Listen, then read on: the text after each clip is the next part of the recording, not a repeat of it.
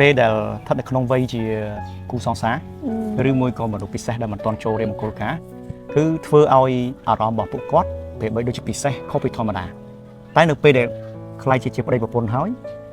គាត់តែងតែនិយាយថាក្តីស្រឡាញ់ដូចជាថយដូចជាប្រែប្រួលមិនអញ្ចឹងចាអញ្ចឹងតើយើងមានវិធីសាស្ត្រអីដើម្បីបង្កើនសេចក្តីស្រឡាញ់រវាងជីវិតគូរបស់យើងឲ្យកាន់តែកើតឡើងក៏ដូចជាបង្កើននូវសុភមង្គលនៅក្នុងគ្រួសារមិនមែនក្រោយការទៅអាក្តីស្រឡាញ់នឹងវាថយចុះឬក៏ឈប់ស្រឡាញ់ទេគ្រាន់តែថាបន្ទាប់ពីយើងរៀបការទៅយើងមានទំនួលខុសត្រូវច្រើនពេលខ្លះយើងមានសម្ពាធយើងមានបញ្ហាការងារឬក៏យើងហត់នឿយអញ្ចឹងណាបាទអញ្ចឹងវាអាចអាភាពស្និទ្ធស្នាលឬក៏ស្វីតផ្អែមល្ហែមហ្នឹងវារៀងថយអញ្ចឹងយើងមានចំណុចស្អីខ្លះដែលយើងគួរតែបង្កើនទំនាក់ទំនងកាន់តែល្អសម្រាប់ជីវិតគូចាចំណុចអានេះយើងប្រើប្រាស់ទៅមានប្រសិទ្ធភាពការប្រស័យតាក់ទងដោយការបើកចិត្តរវាងគ្នានឹងគ្នាចាការបើកចិត្តហ្នឹងគឺយើងអត់មានលាក់លៀមនឹងគ្នាយើងអត់ខ្លាចក្រែងចិត្តគ្នាឧទាហរណ៍ថាដូចជា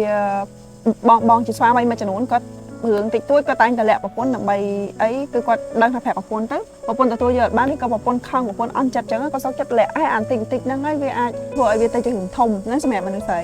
អញ្ចឹងយើងត្រូវតែបើកចិត្តតំណែងគ្នាបើកចំហដូចគ្នាថាអូនស្គាល់បងច្បាស់ថាបងយ៉ាងម៉េចអញ្ចឹងបងដូចគ្នាចំណុចល្អចំណុចមិនល្អរបស់ប្រពន្ធគឺត្រូវដឹងដូចគ្នាអញ្ចឹងយើងបើកចិត្តទទួលគ្នាអញ្ចឹងបានន័យថាការបើកចិត្តនេះគឺជាការបើកចិត្តសម្រាប់ពិភាក្សាគ្នាព្រោះយើងពិភាក្សាគ្នានៅពេលដែលពាក្យថាពិភាក្សាមិនមែនទាស់តែងគ្នាឬក៏មិនមែនប្រកែកគ្នាទេគឺយើងបើកចិត្តទូលាយដើម្បីស្វែងរកមើលចំណុច1 2 3ហើយយើងត្រូវធ្វើការគិតធ្វើការពិចារណាដើម្បីរកដំណោះស្រាយមួយដែលល្អមិនអញ្ចឹងមួយវិញទៀតនោះគឺសំដៅទៅលើការគោរពគ្នាទៅវិញទៅមកថាករណីដែលយើងយល់ស្របគ្នាក៏ដោយឬក៏មិនស្របគ្នាក៏ដោយគឺយើងត្រូវមានថាឲ្យតាមចិត្តម្នាក់ម្ដងអញ្ចឹងណាបងអត់ស្របមួយអូនទេតែអូនគាត់ថាគណិតអូនក៏អត់ស្គាល់ច្បាស់ដែរអញ្ចឹងអូនអត់ចាំបាច់ត្រូវថាយកឈ្នះបងឲ្យអូនត្រូវស្របតាមបងគ្នាទៅម្ដងម្នាក់ទៅវិញទៅមកបាទចាជាពិសេសគឺការសម្រេចចិត្ត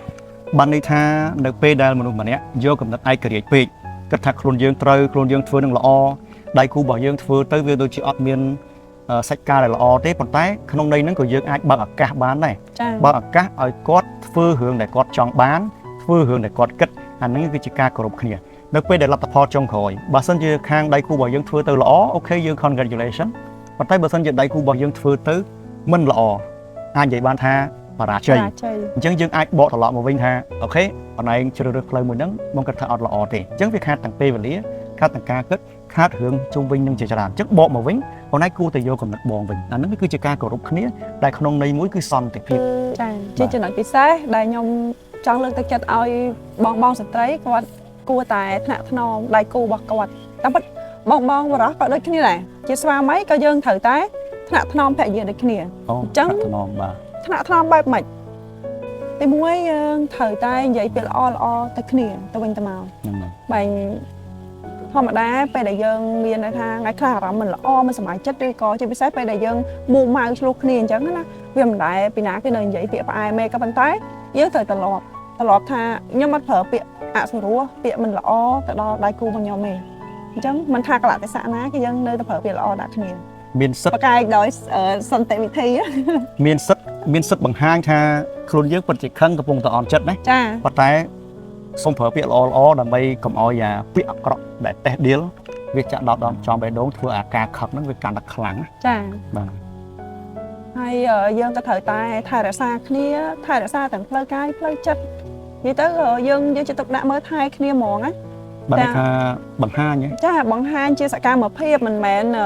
ដូចថាអ្នកខ្លះគាត់និយាយថាស្រឡាញ់កុំឲ្យដឹងចិត្តឬក៏ស្រឡាញ់កុំឲ្យអស់ហើយអញ្ចឹងអាហ្នឹងអត់ត្រូវទេពួកយើងជាប្តីប្រពន្ធវាស្របច្បាប់វាមានការដឹងឮហើយយើងពិតជាស្រឡាញ់គ្នាចាប់ដៃគ្នាដល់50ឆ្នាំ60ឆ្នាំទៅមុខហើយយើងនៅតែអត់ឲ្យគ្នាដឹងចិត្តមិនទៀតចំណុចហ្នឹងល្អមែនតើអញ្ចឹងបានន័យថាបងប្អូនត្រូវតែបញ្ជាក់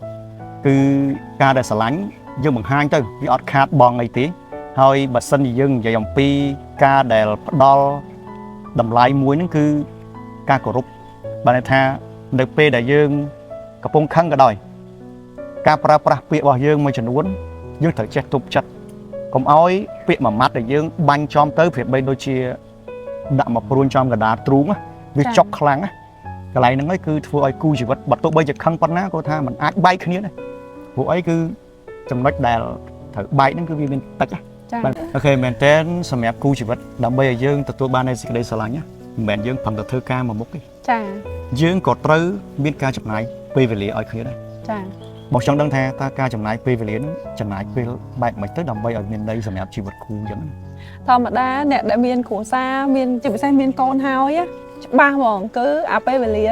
រ៉ូមែនទិកស្និទ្ធស្នាលឬក៏អីហ្នឹងវាអត់សូវមានពេលទេអញ្ចឹងយើងត្រូវបែងចែកពេលវេលាធ្វើការហើយក៏ត្រូវឆ្លៀតពេលយើងដើរលេងឆ្លៀតពេលសម្រាប់គ្រួសារហើយក៏ត្រូវឆ្លៀតពេលសម្រាប់មានពេលតែ2នាក់ដែរ ពីតែពីរនាក់ ចា ពេលរ៉ូមែនទិក រ៉ូមែនទិក ដល់ឥឡូវហ្នឹងមែន ដល់ហើយ អូខេរឿងហ្នឹងសំខាន់ណាស់បងប្អូនពេលវេលាដែលយើងចេះបែងចែកព្រោះថាលុយសំខាន់ណាស់ប៉ុន្តែនៅពេលដែលបងប្អូនអត់បាន release stress បងប្អូនអត់បានដកចេញនៅបញ្ហានៅក្នុងភាពស្មុគស្មាញរបស់យើងណាពេលខ្លះគេហៅថាភាពសប្បាយរីករាយនាំលៀបនាំជ័យនៅពេលដែលយើងមិនសប្បាយចិត្តអាលៀបជ័យរបស់យើងហ្នឹងវាអត់អាចវិលមករកយើងណាវាបែរទៅរំលងយើងអញ្ចឹងណា ចា ឆ្លៀតពេលខ្លះសម្រាប់ការដើរលេងឆ្លៀតពេលខ្លះដើម្បីបង្កើននៃភាពស្និទ្ធស្នាលនិងសេចក្តីស្រឡាញ់របស់ពួកយើងអញ្ចឹងដែរ ចា រឿងមួយទៀតមិនដែរ អូយមួយទៀតនឹងដល់ចំណុចក្តៅកកុកឯង ដៅកគុក គឺចំណុចនៃការឆ្លោះតោះតែងមានវិវាទគ្នា ការប្រកែកគ្នា ចាព្រោះធម្មតាដូចគេថាចានក្នុងរាវវាលែងអីនឹងប៉ះតកិច្ចណា បាទ អញ្ចឹងដល់ពេលដែលយើងតកិច្ចពេលដែលយើងមានចំនួនជាមួយគ្នាតើយើងត្រូវដោះស្រាយបែបម៉េច បែកគ្នា អត់ទេ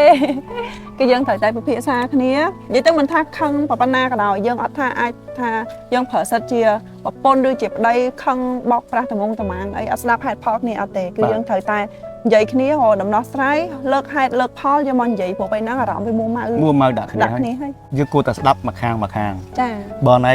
មានយោបល់ណែនិយាយអស់មក ហ្នឹងហើយ តែពេលដែលបងមានយោបល់បងសុំនិយាយអស់ដែរ វាពិសេសត្រង់ថាអាពេលដែលមិនអស់និយាយអស់ហ្នឹងហើយបានដោះស្រាយវាអត់ចេញ ហ្នឹងហើយ និយាយបានតិចឆ្លោះទៅឆ្លោះមកកន្លែងចប់អត់ឃើញ អញ្ចឹងជៀសវាងគឺកុំប្រកែកញ៉ាញយកឈ្នះ ចា សុំឲ្យម្នាក់មានសិទ្ធិក្នុងការបញ្ចេញមតិ ហ្នឹងហើយ ពេលបញ្ចេញចប់យើងអាចវិភាគឡើងវិញថាតើចំណុចមួយណាដែលខុសមួយណាដែលត្រូវ ហ្នឹងហើយ បន្ទាប់មកគឺយើងគួរតែទទួលយកការពិតថាបើយើងពិតជាខុសអូខេយើង say sorry ទៅ ហ្នឹងហើយ សុំទោសវាជារឿងមួយដ៏ល្អហើយបើសិនជាយើងនៅតែប្រកាន់ថាអញជាប្តីមិនសុំទោសប្រពន្ធទេព្រោះអីអញសិតជាប្តី ចា ហើយប្រពន្ធថាអញមិនខ្ចីសុំទោសទេព្រោះបើចង់ក៏តាមនឹងទៅ ចា អាហ្នឹងឯងដែលធ្វើឲ្យយើងកើតជាការខឹងគ្នាយូរ ពួកខឹងយូរវាអត់ចំណេញទេបងប្អូនខឹងកាន់តែយូរខាតពេលវេលាកាន់តែច្រើនខូចអារម្មណ៍ហើយយើងដូចថាចំណាយពេលអត់ប្រយោជន៍ខឹងគ្នា បាទអូខេមួយទៀតរឹតតែល្អគឺការលើកទឹកចិត្ត ចា ការលើកទឹកចិត្តវាពិតជាសំខាន់កន្លងមកគឺសម្រាប់ខ្ញុំដើរមកដល់ចំណុចនេះខ្ញុំចង់ចែកម្លែកថាបើសិនតែគុំតែមានមនុស្សម្នាក់ពិសេសដែលនៅក្បែរយើងដែលគាត់មានការលើកទឹកចិត្តយើងផ្ដល់នៅចំណុចពិសេសចំណុចល្អរចំណុចដែលគេហៅថាយើងកំពុងតែជួបបញ្ហាគាត់លើកទឹកចិត្តយើងចេះចោះផ្ដល់គំនិតល្អបន្ថែមផ្ដល់កម្លាំងចិត្តការដែលផ្ដល់កម្លាំងចិត្តវាមានរឿងច្រើនណាស់របៀបរបបនៃគូជីវិតម្នាក់ៗ ចា គេអាចផ្ដល់កម្លាំងចិត្តបែបផ្សេងគ្នា ចា សម្រាប់ពួកខ្ញុំសូមលាក់សិនព្រោះអានឹងវាជារឿងមួយដែល private ហើយមួយទៀតក៏ជារឿងមួយដែលអរគុណណៃតែធ្លាប់តែធ្វើរឿងមួយលើបែប surprise បានន័យថាក្នុងនាមយើងជាប្រពន្ធបាត់ទោះបីជាពេលខ្លះយើងមិនសូវទទួលបាននៅកាដូពិសេសពីប្តីប៉ុន្តែចូលចិត្តធ្វើអ្វីឲ្យ surprise មកកាន់ខាងខ្ញុំអញ្ចឹងណាបាទហើយមានអីចង់ អាហ្នឹង គិតទេ អាហ្នឹងក៏យើងត្រូវតែអាហ្នឹងយើងថាចូលទៅចំណុចមុនចុះគឺការដែលយើងទទួលស្គាល់គ្នាទៅវិញទៅមកដូចថាយើងដឹងថាស្វាមីរបស់យើងគាត់មិនមែនជាមនុស្ស sweet romantic ផ្អែមល្ហែមអីខ្លាំងទេអញ្ចឹងយើងត្រូវដឹងថាអត្តចរិតគាត់អញ្ចឹងយើងមិនចេះតែទៀមទីទេបើទៀមទីអារបស់ហ្នឹងដឹងតែមិនបានហើយទៀមទីនាំឆ្លោះគ្នាទេចាហើយបើទៀមទីមិនបានទេយើងផ្ដាល់ឲ្យទៅហ្នឹងហើយ អញ្ចឹងបានថាកុំព្យាយាមទៀមទារបស់ដែលមិនអាចទៅរួចអញ្ចឹង ហ្នឹងហើយឥឡូវលើកឧទាហរណ៍មួយខ្ញុំចង់ដល់លេងអញ្ចឹងគាត់រវល់ហើយគាត់ក៏អត់ដឹងថាទៅណាទៅណីដែរអញ្ចឹងយើងមកថាយើងចង់ខ្លួនឯងយើងរៀប plan ទៅកន្លែងគេណាអីណាដើរលេងនៅណាគាត់ចាំតែជូនយើងទៅដើរលេងទៅអាហ្នឹងក៏បានដែរ អូខេ ចា អញ្ចឹងមានតែប៉ុណ្្នេះទេរឿងនៃបង្កើនក្តីស្រឡាញ់តាមពិតខ្ញុំគិតថាអាចនឹងមានច្រើនទៀតបើសិនជាបងប្អូនមានជាគំនិតយោបល់ពិសេសអាចជួយផ្ដល់ជា comment ល្អនៅក្នុងនឹងក៏បានព្រោះមែនតើ ពួកខ្ញុំអ្វីដែលលើកយកមកនេះវាជាចំណុចនៃបទពិសោធន៍ពិតរសជាតិពិតជីវិតពិតដែលយើងមានជារៀងរាល់ពេលដែលបង្កើននៃអារម្មណ៍ល្អសម្រាប់ឲ្យគ្នាទៅវិញទៅមក ចា អូខេហើយមានអីបន្ថែមទេមានអីបន្ថែមបើអត់អីបន្ថែមទេអូខេចឹងអរគុណច្រើនបងប្អូនទាំងគ្នាខ្ញុំពរឲ្យបងប្អូនបង្កើនក្តីស្រឡាញ់តាមរយៈចំណុច